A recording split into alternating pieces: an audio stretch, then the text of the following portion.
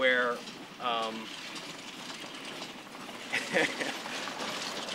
well, we'll just wait for this horse to pass, but this is actually just indicative of the area.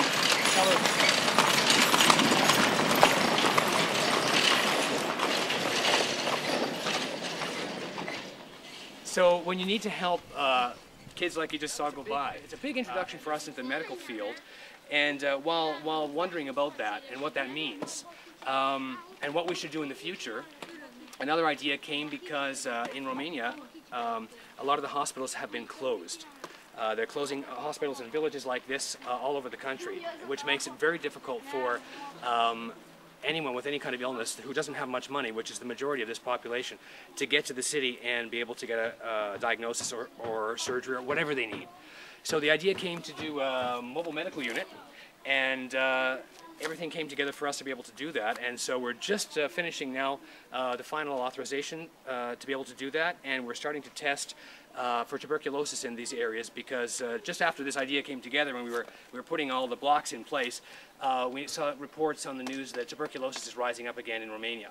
Something that Europe thought was eradicated is now showing up in Romania and some places in Scotland. And you know, because now people are transit and they travel a lot more, the danger is just that much more intense for all of Europe if tuberculosis is rising up. So we're going to go around now with the Department of Health, and we'll be testing for tuberculosis and getting people who are infected treatment so that they can recover from this disease. Our goal is to visit as many villages as we can this year. The Department of Infectious Disease has already given us a map of the infected areas, and it's pretty much every area of the entire province. And so we'll be testing starting August 23rd. We'll be testing people for the antigen of tuberculosis. And I'll cut that, I'm not sure if that's the right word.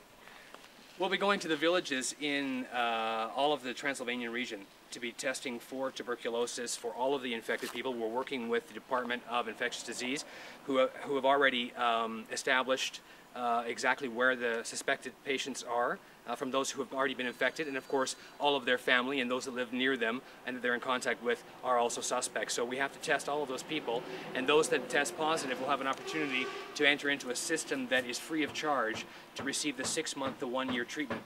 Because it's a very serious disease, and it's something that really could be a harm to all of Europe, for that matter. So we want to be on the front line and trying to eradicate this disease one more time, and put it to rest so that we can start looking at other projects. And from there, we'll see what happens. We'll start step by step. We're just waiting to see what's put in front of us.